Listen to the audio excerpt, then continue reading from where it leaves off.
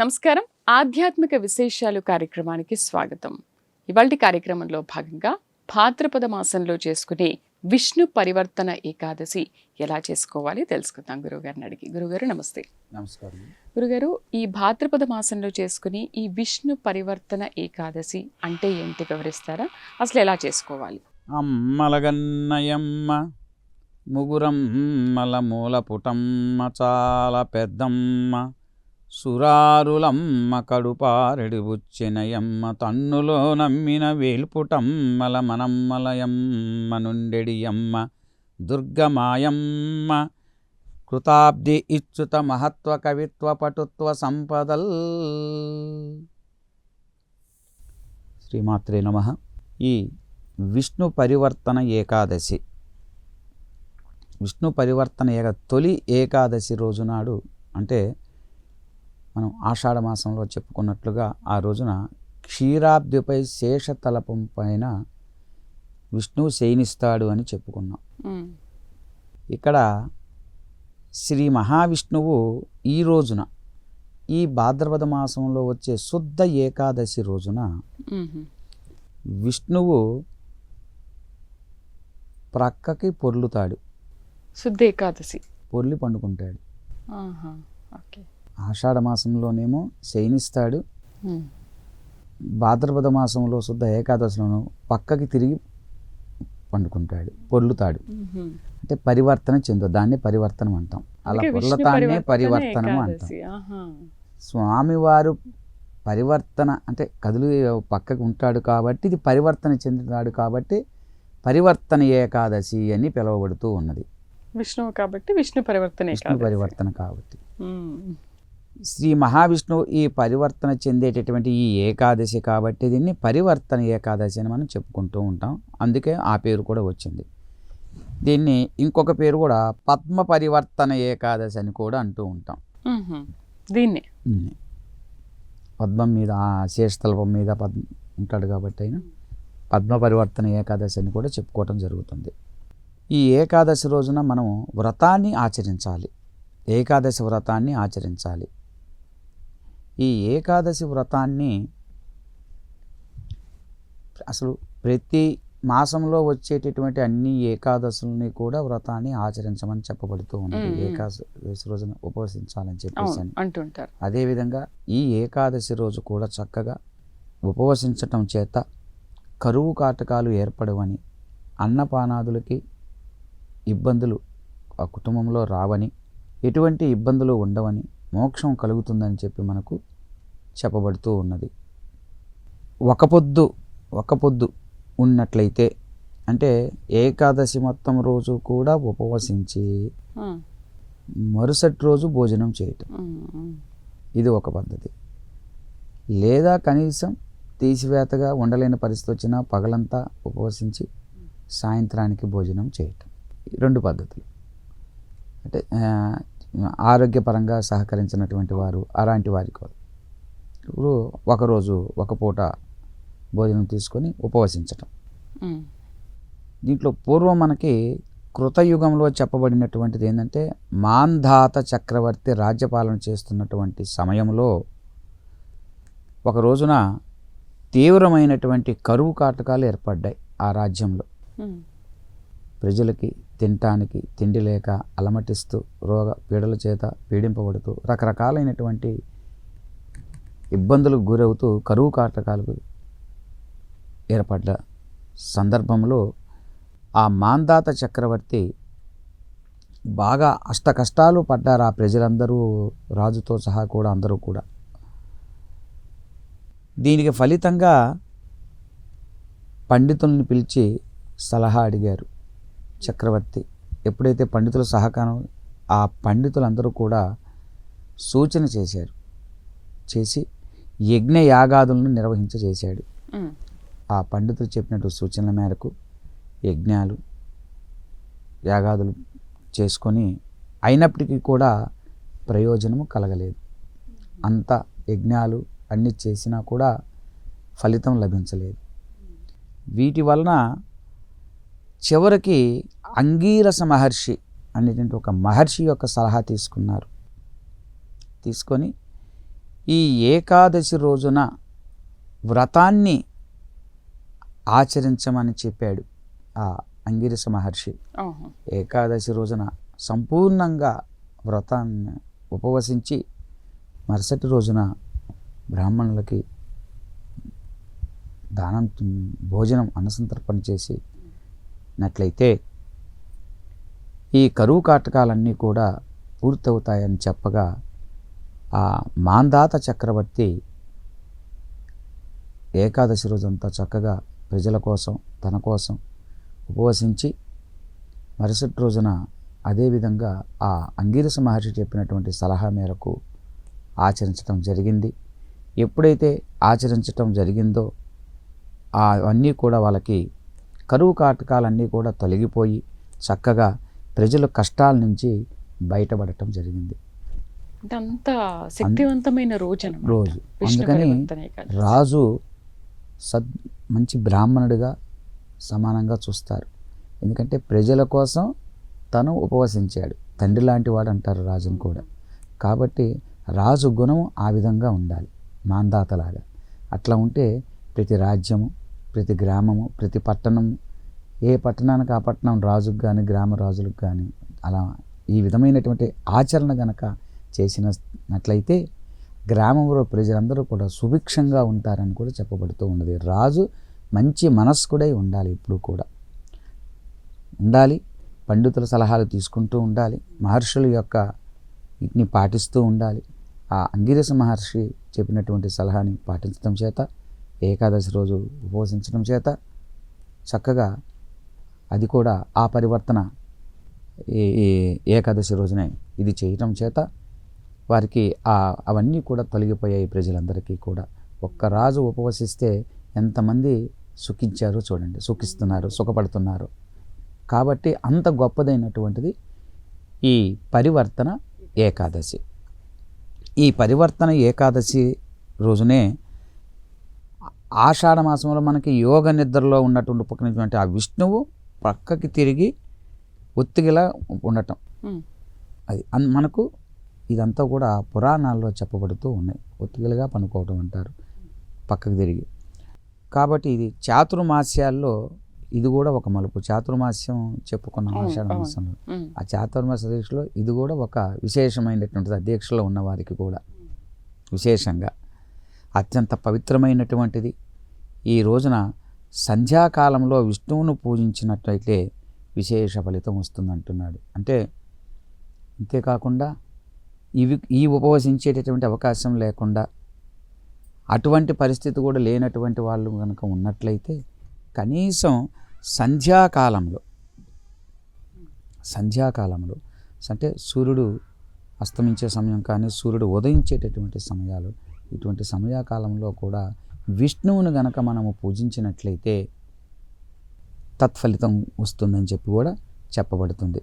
కనీసం ఈ సంధ్యాకాలంలో అయినా కానీ విష్ణువుని మనం పూజించాలి, సంధ్యాకాలంలో చేయాలి.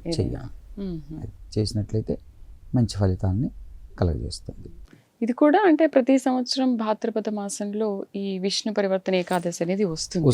ఇది ప్రతి సంవత్సరము కూడా వస్తుంది. శుద్ధ ఏకాదశి కూడుకున్నటువంటి పరివర్తన ఏకాదశి, పరివర్తన ఏకాదశి అని మనము పిలుస్తూ ఉంటాం. ఇది విశేషమైనటువంటిది, చాలా ముఖ్యమైనటువంటిది. ప్రజలు అందరికీ కూడా గ్రామాలు సుభిక్షంగా ఉండటం కోసం చేసేటటువంటివి విశేషమైనటువంటి. గురుగారు, అలాగే శ్రవణ ద్వాదశి అని అంటుంటారు కదా, ఇది కూడా ద్వాదశి అనేది కలిసి రావాలి ఆ రోజు. శ్రవణ ద్వాదశి అంటే ఏంటి? వాసుదేవ జగన్నాథ ప్రాప్తేయం ద్వాదశీ తవ పార్వేణ పరివర్తస్య సుఖం స్వపి మాధవ. ఈ శ్రవణ ద్వాదశి అనేటటువంటిది భాద్రపది పదమాసము శుద్ధ శ్రవణ నక్షత్రంతో కూడుకున్నటువంటి దానికి గొప్ప యోగం అన్నమాట. ఈ భాద్రపద మాసంలో పౌర్ణమికి ముందు వచ్చేటటువంటి శ్రవణ నక్షత్రంతో కూడుకున్నటువంటి ద్వాదశి శ్రవణ ద్వాదశి అని పిలువబడుతూ ఉంటుంది.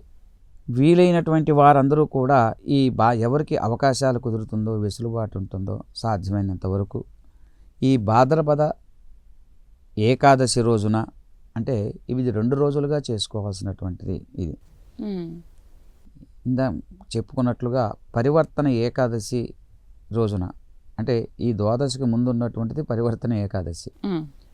ఏకాదశి రోజు మొత్తము కూడా పూర్తిగా సంపూర్ణంగా ఉపవసించి ద్వాదశి రోజు 2 రోజులు, అంటే ఇక్కడ 2 రోజులు ఉపవాసం ఉండాలి అవకాశం ఉండి వీలున్నటువంటి వారికి.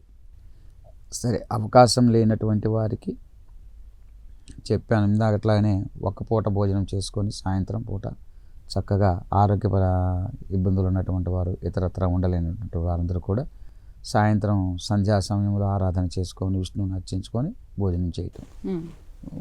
వీలైనటువంటి వారందరూ కూడా ఎవరైనా సరే 2 రోజులు ఉపవసించాలి దీనికి, ద్వాదశి దీనికి. ఏకాదశి లేదా ఈ ఉపవసించి మనము ఈ ఉపవసించినటువంటి 2 రోజులు కూడా విష్ణువుని పూజ చేయాలి, ఆరాధన చేయాలి. ఈ ద్వాదశి రోజులంతా కూడా విష్ణువు ఈ 2 రోజులు కూడా ఏకాదశ ఉపవాస పుణ్యం కూడా లభిస్తుంది ద్వాదశి రోజు కనుక. ఏకాదశి రోజు ఉండటం ఒకటి, మరుసటి రోజు ఉండటం చేత, లేదా ద్వాదశి రోజు ఉన్నటువంటి వారికి కూడా ఏకాదశి ఉన్నటువంటి వసించినటువంటి పుణ్యం కూడా లభిస్తుంది అని చెప్పేసి మనకి నారద వచనములు అనేటువంటి గ్రంథంలో చెప్పబడుతూ ఉన్నది. ఉపోష్య ద్వాదశీం పుణ్యాం విష్ణురుక్షేణ సంయుతాం ఏకాదశిస్యు ఉద్భవం పుణ్యం నరః ప్రాప్నోత్య సంశయం అని నారదోక్తి. ఈ శ్లోక ప్రమాణంగా నారదోక్తిలో కూడా ఈ విషయాన్ని మనకి చెప్పబడుతూ ఉన్నది. కాబట్టి అటువంటి ద్వాదశి రోజున ఉపవాసం ఉన్నట్లయితే మంచి ఫలితాలు కలుగుతాయి. దీనికంటే ఆచార నియమాలు అంటూ పెద్దగా ఏమీ లేవు.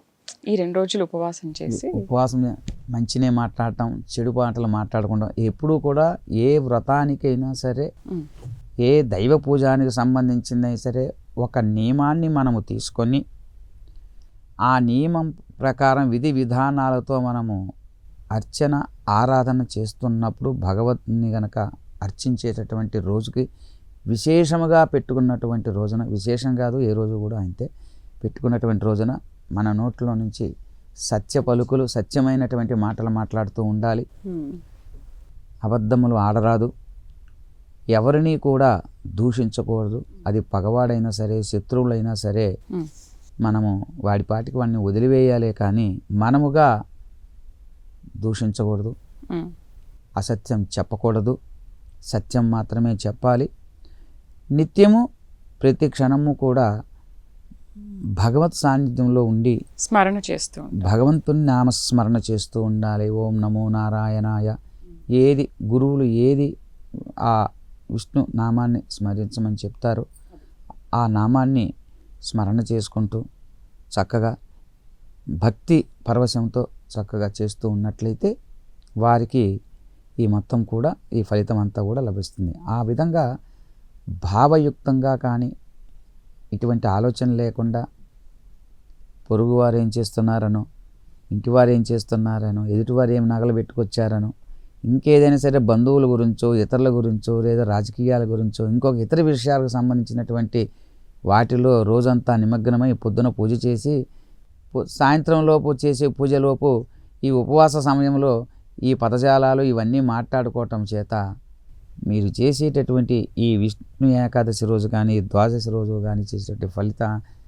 పూజకి ఆ యొక్క వ్రతానికి అర్థము ఉండదు, ఫలితం రాదు. కాబట్టి ఫలితం రావాలి అంటే విధి విధానంగా, మీరు విధి విధానాలు అడిగి ఉన్నారు కాబట్టి అటువంటి విధి విధానాలను కనుక మనం ఆచరించినట్లయితే అన్ని రకాలుగా శ్రేయోదాయకంగా ఉంటుంది. అందరూ కూడా సభక్తిపూర్వకంగా భావయుక్తంతో గనక చేయండి, ఫలితాన్ని పొందండి. గురుగారు, అలాగే ఈ భాద్రపద మాసంలో వామన జయంతి అని అంటుంటారు కదా, విన్నాము. అంటే వామన జయంతి అని చాలామంది చేసుకుంటూ ఉంటారు. మరొక్కసారి వామన జయంతి అసలు అంటే ఏంటి, ఎలా చేసుకోవాలి వివరిస్తారా? వామన జయంతి భాద్రపద శుద్ధ ద్వాదశి రోజే ఈ వామన జయంతి వస్తుంది. భాద్రపద శుద్ధ ద్వాదశి రోజున ఇదే రోజు వస్తుంది ఈ వామన జయంతి కూడా. శ్రవణ నక్షంతో కూడుకున్నటువంటిది వచ్చినట్లయితే విశేష యోగంగా భావిస్తాం. అంటే ప్రతిసారి రాదు, ఒక్కొక్కసారి ఆ ద్వాదశి రోజే శ్రవణ నక్షత్రం వస్తుంది. ఆ శ్రవణ నక్షత్రం వచ్చినటువంటి రోజున ఇంకా విశేషమైనటువంటి మంచి ఫలితం ఉంటుంది అని చెప్పబడుతూ ఉన్నది. విష్ణువు 3 పాదాలని కలిగి ఉంటాడు. విష్ణు భగవానుడు 3 పాదములు కలిగి ఉంటాడు అని మనకి ఋగ్వేదంలో చెప్పబడి ఉన్నది. అవి ఏవయ్యా అంటే సూర్యుని ఉదయకాలము, మాధ్యాహ్నిక కాలము, అస్తమయ కాలం. అందుకే మనకి సంధ్యలు ప్రాతः సంధ్య, మాధ్యాహ్నిక సంధ్య, సాయం సంధ్య 3 సంధ్యలు ఇంకా ఉన్నాయి. ఇప్పుడు అది అప్రస్తుతం, ఇప్పుడు అది అవసరం లేదు, వీటి వరకు చూసుకుందాం. విష్ణు పాదాల్లో మనకి 2 పాదములు మాత్రమే మానవులకి కనిపిస్తుంది. అవును, 2 పాదాలు మాత్రమే కనిపిస్తుంది. 3వ పాదం మాత్రం కనిపించదు. అది చీకటమైనటువంటి అధోలోకంలో ఉండటం చేత నరులకి అదృశ్యం అని చెప్పేసి చెప్పబడుతూ ఉన్నది. సూర్యుడు దక్షిణం నుంచి జనులకు కనిపించే కాలము 2 పాదాలైతే, తర్వాత సూర్యుడు కిందకి దిగిపోయి దీర్ఘరాత్రిని కల్పించినప్పుడు అదృశ్యమైనటువంటి 3వ పాదం ఏర్పడుతుందని చెప్పేసి చెప్తూ ఉంటారు మనకి. వామనుని 3 పాదాల విశ్వరూప, తేజరూప, ప్రాజ్ఞరూప పాదాలని తాత్వికుల యొక్క అభిప్రాయంగా చెప్తూ ఉంటారు వామనుడికి. అది ఎలా అంటే వామనుని ఉరుగాయుడని, ఉరుక్రముడని, మీకు వామని యొక్క కథ వినే ఉంటారు, చరిత్ర. ధూళి దూసరమైనటువంటి ఆయన పాదంలో భూమి ఆది సమస్త లోకాలు కూడా అంతర్హితమయ్యాయని చెప్పి మనకు వర్ణిస్తూ ఉంటారు.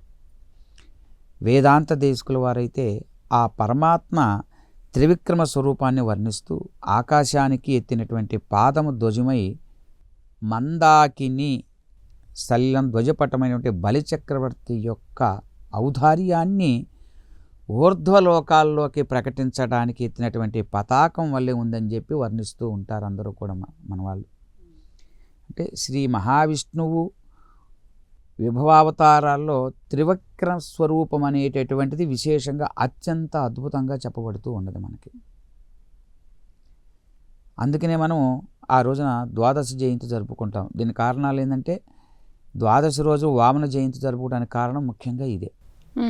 అంటే మనకి రాక్షసరాజు అయినటువంటి బలిచక్రవర్తి ప్రహ్లాదుని మనవడు స్వర్గంపై దాడి చేసి ఇంద్రునిపై ఆ తర్వాత జయించి అమరావతిని ఆక్రమించుకోవటం, ఆ తర్వాత ముల్లోకాలకి చక్రవర్తి అయినటువంటి ధర్మపాలన చేస్తూ ఉంటాడు. అప్పుడు రాక్షసుల చేత పరాజితులైనటువంటి దేవతల తల్లి అదితి కుమారుల యొక్క దైన్యాన్ని చూడలేక ఆ తర్వాత కశ్యపుని మేల్కొనటం, ఆ తర్వాత కశ్యపుడు ఆమెకి పయోభిక్షం అనేటటువంటి క్షణమైనటువంటి మంత్ర వ్రతాన్ని ఉపదేశించి ఆచరింపచేయటం, ఆ పరంగా వ్రతఫలానికి శ్రీ మహావిష్ణువు అదితి గర్భాన వామనుడే జన్మించటం, ఆ తర్వాత బలి నూరో అశ్వమేధ యాగం, 99 యాగాలు చేసిన తర్వాత అశ్వమేధ యాగాలు 100వ అశ్వమేధ యాగం చేసేటువంటి సందర్భంలో ఆ యాగానికి వెళ్ళటం, అప్పుడు 3 అడుగుల నేల యాచించడం జరుగుతూ ఉంటుంది. అప్పుడు రాక్షస గురువు అయినటువంటి శుక్రాచార్యుడు బలిచక్రవర్తి చెప్తాడు, వచ్చినవాడు సాక్షాత్తు విష్ణువని, నీ రాజ్యాన్ని హరించిపోవటానికి వచ్చాడని చెప్పినా కానీ ఏ సందర్భంలో కూడా సత్యాన్ని పలకాలి కానీ అసత్యం పలకకూడదని చెప్పేసి ఇవ్వటం, ఆ తర్వాత 1 అడుగుని భూమి మీద, 2వ అడుగు వచ్చేసరికల్లా స్వర్గాన్ని ఆక్రమిస్తారు, 3వ అడుగు మీద శిరస్సు మీద పెట్టడం అనేది మనం తెలుసుకుంటాం. అందువల్ల ఈ వామన జయంతి రోజున ఆచరించినట్లయితే సత్యాన్ని పలుకుతాం, మనము ధర్మాన్ని పలుకుతాం, నిజాయితీగా ఉంటాం. ధర్మం ఎప్పుడైతే ధర్మాన్ని మనం ఆచరిస్తూ ఉంటామో కాపాడుతుంది, చాలా చక్కగా రక్షిస్తుంది, కాపాడుతుంది. చాలా చక్కగా వివరించారు. అసలు ఈరోజు అంటే వామన జయంతి చాలా మందికి తెలిసినా కూడా ఇందులో ఉన్న ఇంత లోతు విశేషాలు అనేది ఎవరికి అంతగా తెలియదు. ఈరోజు చాలా చక్కగా చెప్పారు. మీకు ధన్యవాదాలు గురువుగారు. చూసారు కదా, ఆధ్యాత్మిక విశేషాల్లో ఇవాళ మనం విష్ణు పరివర్తన ఏకాదశి, అలాగే వామన జయంతి, వీటి గురించి చాలా చక్కగా వివరించారు కదా గురువుగారు. వీలైనంత వరకు వీటిని పాటించండి. ఇది వాళ్ళ ఆధ్యాత్మిక విశేషాలు. నమస్కారం.